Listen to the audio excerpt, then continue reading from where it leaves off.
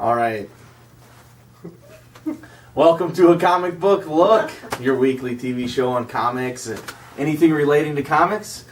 We're back again, issue 14. I'm Tom. This is John.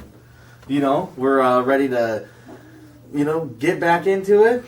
Get back into it. Get back on the saddle. There we go. All right. Well, we got a kind of an interesting show. I mean, there's a lot of stuff going on in comics, and we've been covering a lot of DC stuff lately. A lot of that new 52. Yeah, and and so that's cool. But we wanted to bring it to something that is at the core of comics and the person that's buying comics. And I think that all kind of starts at your local comic shop. And we're going to talk a few different subjects today.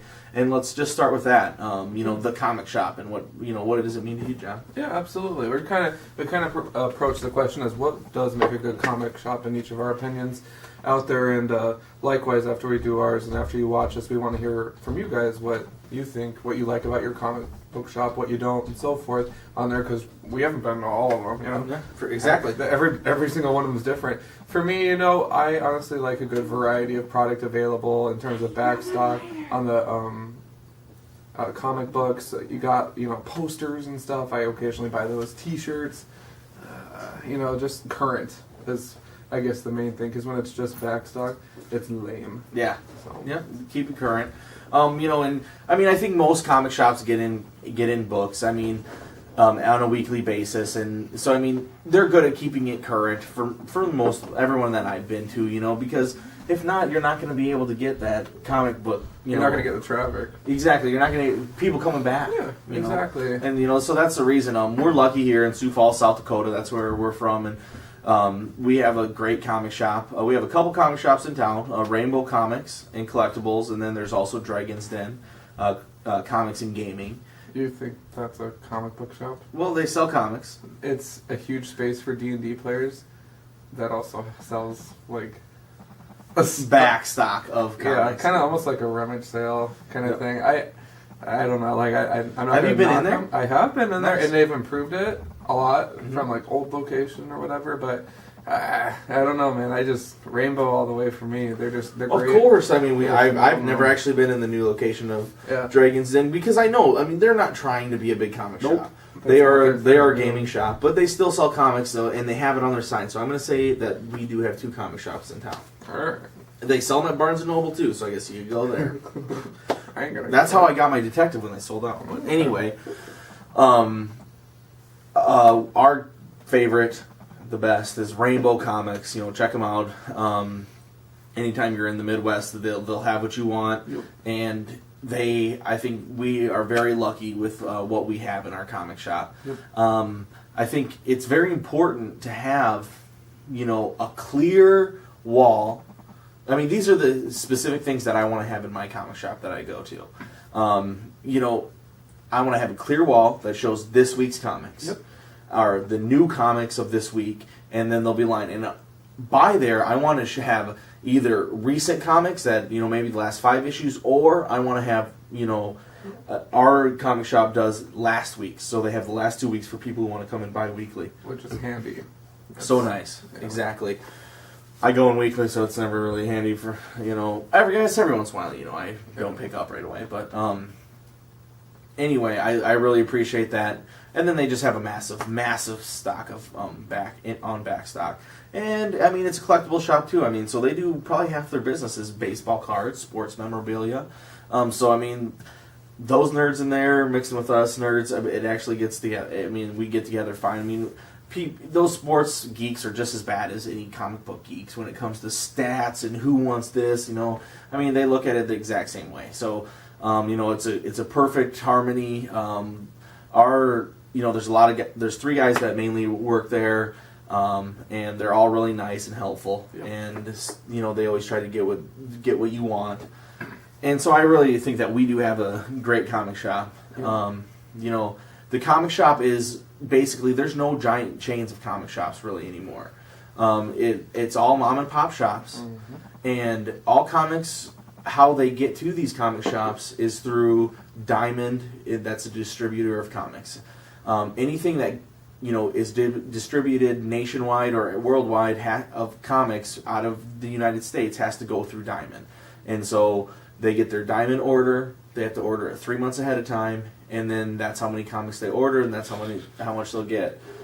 And so it's kind of a flawed system in some ways, because if, a really big book comes and they know it's going to be big 2 weeks before it comes out, they already had to say how much they wanted to order. And so that's where it can come in, you can run into problems with the current system we have.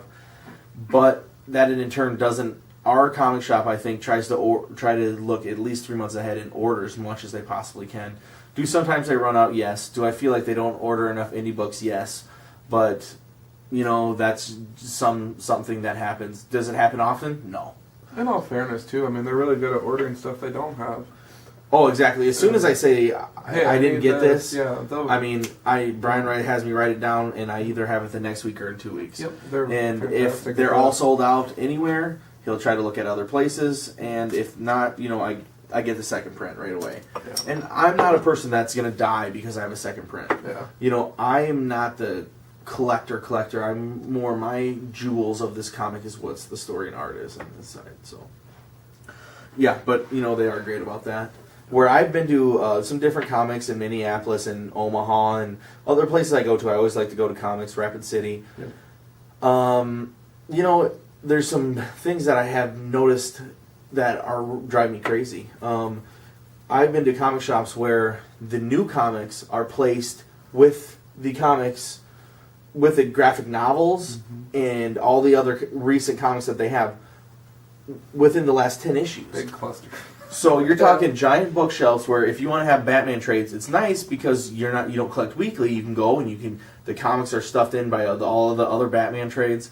But if you collect weekly, you have to know what your pull list is beforehand. Yep. You have to go and get out your damn near Dewey Decimal System to find your comics, and then you have to leave. So there's no clear wall that you can look at all the covers and then have it still be really, have a comic grab you that you weren't planning on buying, which can happen, at least for me. So, I mean, that's something that comic shops that do that are really missing. Or when you just have new comics and then it has the last 3 or 4 weeks.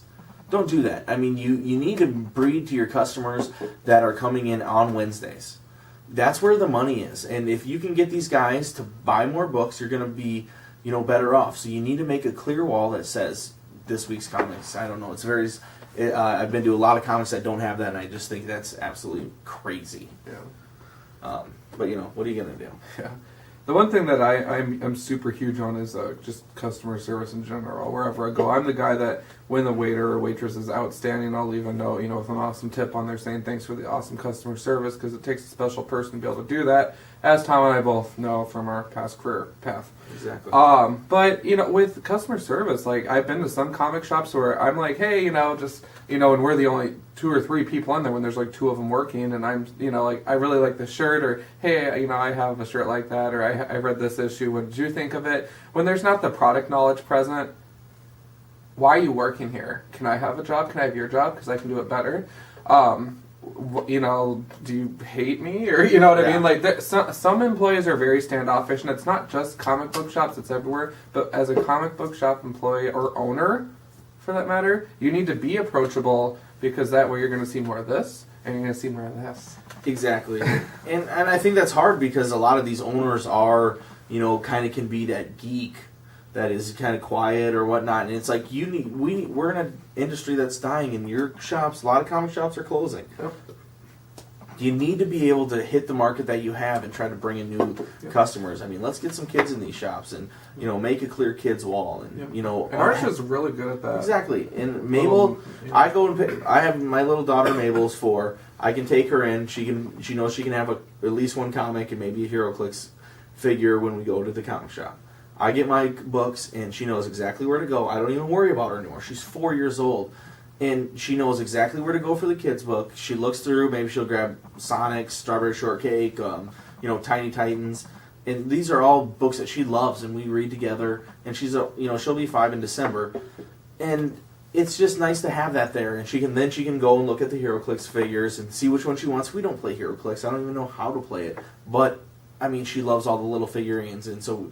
She'll get one of those, and then I'll have my comics, and she has a good time as well. Where I want her to read comics, and I think this medium is worth it to expand, you know, your horizons, your mind, and to enjoy storytelling in a way that you're not able to do in any other place besides comics.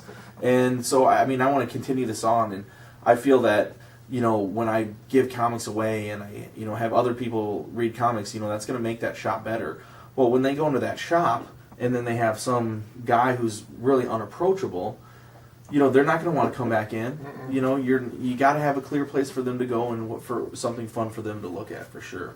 I totally dig like that family medium that you're bringing in too. I mean, you know, for those of you out there, we would definitely want to hear your stories too. I mean, if you've got family involvement on that, absolutely. You know, my parents sent me a picture of them doing like the cutout heads. Mom was Superwoman and Dad was Superman or whatever. Exactly. You know, or Supergirl probably.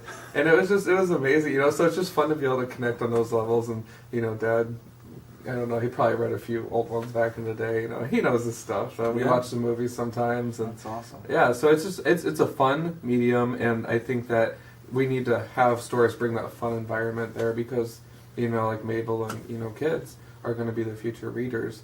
And I know that for us and those of you that watch our show steadily are hoping for that because and it's cool. And it's fun. And that's what we wanted. We do this for. I mean, this is supposed to be a weekly TV show on comic books. I mean, you don't have to read comics to watch this. Yes, does it help? But do you have to? No. I mean, we just want to, you know, expand other people into reading comics. And when you read comics, you get excited when you talk with other people and you hear other people's ideas, and it makes you, you know, get conversation. And that's why we do this. And I mean, I think it's been fun. And I mean, we're going to continue doing it for longer, for sure. Absolutely. And so I think this brings us to our next topic.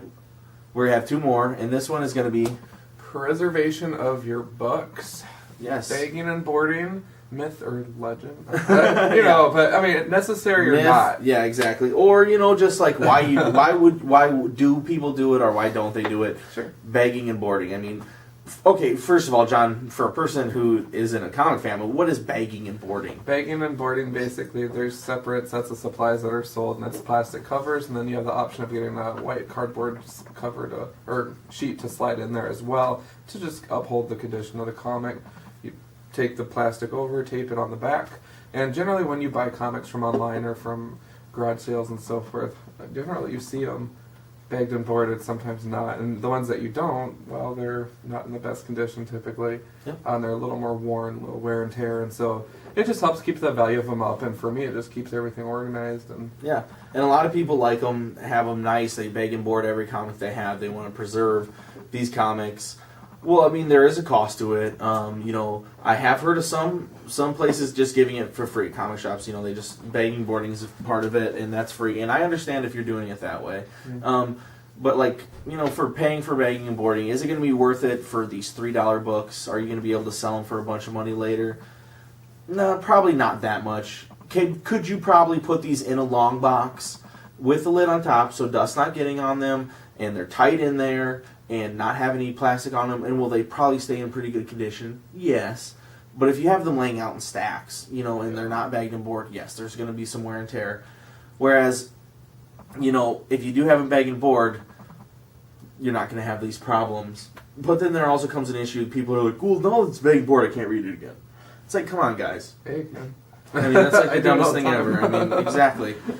The only time you can't read it is that plastic. What's that technique called? When it's like the CGC. You know, yeah. CGC is a like a commercial grade enclosure that you would get your comic, look through, and they would grade on how good it is. You know, mint, near mint, a specific 1 through 10 number. You know, a 9.8 is going to be an extremely perfect book, and you can't open it again. So this is just strictly for somebody who's collecting, and display. And, you know, I see the point in that, especially if they're for high-dollar books. I don't own any. You? No. And then, you know, I mean, it's not for me. I don't have any books that I'd want to do that with. I read all my books. I got to a point where, I mean, I'm buying a lot of comics. And to keep up with buying boards and bags, because our comic shop doesn't offer it for free. They charge you 25 cents. If you do want to pay, they'll do it there for you. I just don't, I'm not going to do that. I mean, I don't care that much, I guess. And so I haven't bagged my comics in forever, and now, I mean, I wish we could show you. I just have stacks of comics over here that they're so unorganized. I mean, I have 2 long boxes. I need to add like 5 more, 3 more, 2 more, and 2 or 3 more, and 4 or 5. yeah, I got some short boxes, but I need to organize them, and I haven't done it. And I feel like I've had comic fans come in here and be like, "Oh, way to take care of your books." And so I guess maybe I don't care that much. I look on eBay and you can get 100 comics for $20 or $15. Then I'm like, well, maybe it's not that much worth it. Well, that just brings the question too, though. What do you get in your comics for? To have them sit there and look pretty, or to read them and enjoy them? Exactly. Kind of thing. And I'm kind of a little bit of both, because I'm always rereading my stuff. Right now, I'm not. I read it once and I put it away because Tom has given me a mountain of stuff to read. So I have a lot of stuff at home of Tom's that John needs to work on really quickly. But for future shows, of course. And but my original collection, that 2 X-Men lines, X-Force, I would reread those all the time, and that's how I know my stuff. And that's what I build upon when I started again.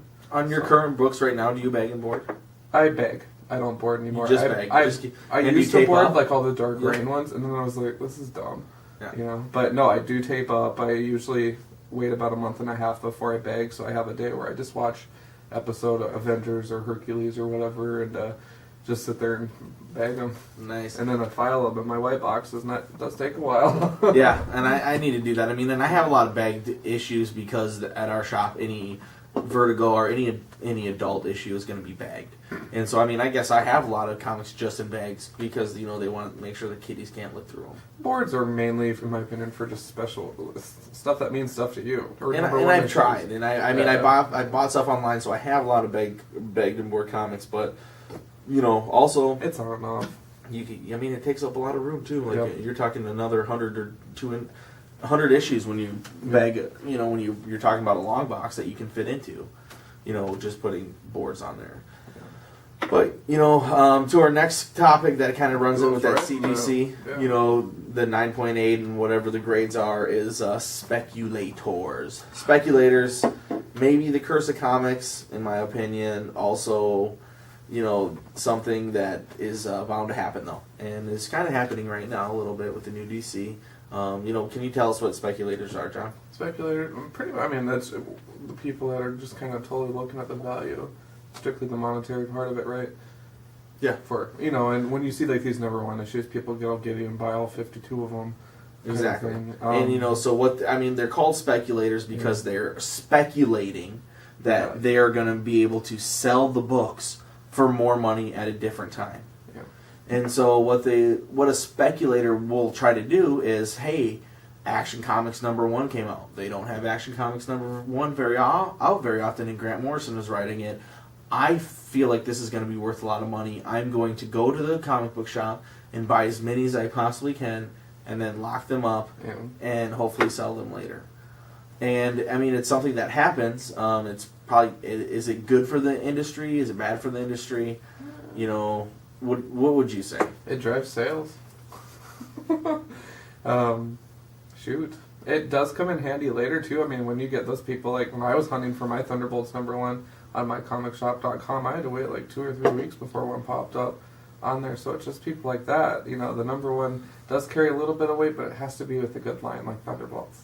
Yeah. Or Alpha Flight. And so that's what those speculators are running the risk that instead of having Alpha Flight or Thunderbolts that people will maybe want to look back in, they get, a number 1 Suicide Squad. Red Lanterns. Yeah, something that's not going to be sought after. Or there were so many copies that everybody has them. Yeah. And we've seen in history of comics that, speculating can be bad. In the 90s, people started realizing late 80s, early 90s, throughout the 90s, till the almost bankruptcy of the business. People saw that old comics from the 50s and 40s could sell for a lot of money. They in turn bought comics. They thought that comics were worth a lot of money. People were buying all the different covers, variant covers. You got to buy them all. There was an X-Men issue. X-Men number 1 sold like the most copies ever because it had like four covers, and everybody had out of all 4, and it sold like just like an exorbitant amount of copies. Spawn 1 also just sold an exorbitant amount of copies because it was such a big deal at that time. Todd McFarlane leaving Marvel, he built this all the way up, and like those things drove speculators to just buy tons of comics, and in turn making these comics worthless. Where you could go onto eBay right now and get either of, maybe Spawn 1 would be worth a little bit, but like if you got X-Men #1, I mean, you can find that anywhere for any dollar amount. I mean, I got one accidentally in a pack of comics I bought off eBay 10 years ago. There was just like 2 copies of it in there because everybody just has them, and it really, in turn, they're going to learn 2 years later that they can't make any money. They're going to drop off of that book because they're only buying the #1, or they're only buying this variant cover, or they're only buying this, and they're not going to be a sustainable customer for the comics industry. Sure. And so, in my turn, I hate speculators. Because I have been to the comic shop. Skull Kickers #1 came out. People were talking about this on eBay, started selling on eBay before it was out for like $30. Our comic shop put the price on. Someone came in at like 10:30 or like 10 o'clock in the morning. As soon as they opened, asked to buy every single Skull Kickers. They were like, they didn't know what was going on, really. The guy explained they're selling them this much on eBay, that's why I want them. And so they didn't. They didn't sell them all. They said that you could buy 2 copies for $15 each. And then they put a price of $14.99 on all the copies. And so I get in there. I'm a guy who almost buys every #1 of Image because I love Image. And of course I was going to buy this Fantasy Tale. I love fantasy. And I go there and I'm like, Brian, what is this? You're joking that this is $15. I mean, this is a $3 book. I was been planning on buying this since I saw it in previews. He's like, yeah, that's selling on eBay for $30 a pop, so that's, we're just holding with that. And I was like, oh, way to make a lot of money. At least somebody gets something out of it. Upset that And he's like, well, we're not doing it for money. This is just, what we have to do so nobody goes and buys all the comics. And I was like, Brian, I'm in here every single week. I buy every single new #1 of Image, and I'm gonna pay, and I would pay $2.99 for this. So now I'm gonna have to take my business somewhere else and get a second printing of this or something like that. And it's unfair. And our comic shop is so awesome that he in turn said, yes, you can have a comic for $2.99. You're in here every single. I was gonna say, I was gonna worry. Did you see how serious he was? It was a serious deal that without speculators trying to do this bullshit, I wouldn't have never been in that position, and I wouldn't have had to got upset when You don't want to see Tom when he's upset. Especially Bruce Banner for a reason.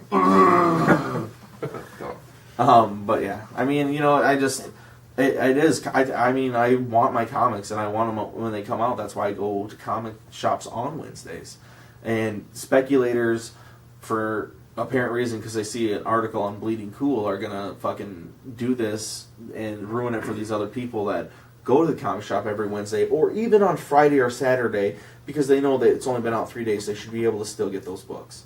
And that doesn't happen when the speculation happens. Polybagging is something that Marvel is bringing back, and something they did in the 90s, where it got these speculators, because you could leave it in the poly bag and then maybe it's going to be worth a lot of money. Yeah. It's like they put Fantastic Four the last issue, Ultimate Spider-Man's poly bag. It just seems like now they're just trying to get people to buy these 2 copies. One to read, one to save, and oh my gosh. Speaking of which, I got to get that Alpha Flight one they did a while back. It has maple leaves on the cover. On the poly bag? No, seriously, it looks sweet. See, you're liking polybagging, John. No, I'm liking Alpha Flight. Yes, I There's suppose. a difference. If Thunderbolts had a poly bag, I'd buy it. I bought the Fantastic Four one, but in that one, in turn, he said, "No, we're sold out of Fantastic Four." I was at 12:30 on Wednesday. Sold out of Fantastic Four, the polybagged issue. I go, Fantastic Four's not up there. He goes, oh, they got all the back issues there. I go, I have been buying Fantastic Four since I came here. And now you're going to tell me that you're all sold out. Because I don't do a pull list because I drop books constantly. Yeah. but there are a few books, and it's like this makes me want to make a pull list and things like this. But eventually, once again, he pulled one from somebody else's and gave it to me because our comic shop is awesome. Yeah.